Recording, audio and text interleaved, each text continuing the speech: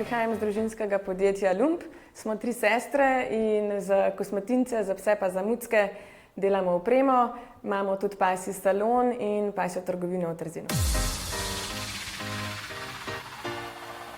Predvsem v bistvu najprej en pogum, ker sem bila zelo v dvomih, a delamo prav, a gremo naprej, ker smo imeli pač eno tako zelo grenko izkušnjo 2 leti nazaj.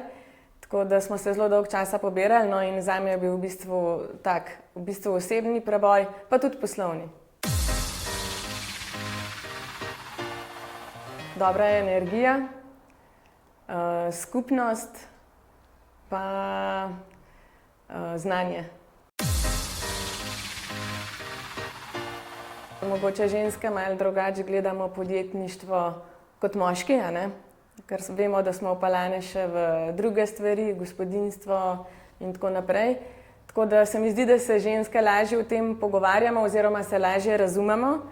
In to bi v bistvu res rabila kar vsaka ženska podjetnica, malo za motivacijo, za zagon naprej, pa da lahko pač si poveš razne izzive, ki jih imaš in jih mogoče tudi skupaj lažje rešiš, ne. Imamo kar visoke cilje, tako da si želimo seveda širitev v tujino, odpreti še kakšen pasji salon in pa predvsem, da v bistvu našo opremo, da jo nosijo tudi kužki iz sosednjih držav. Ja, to, širitev, no.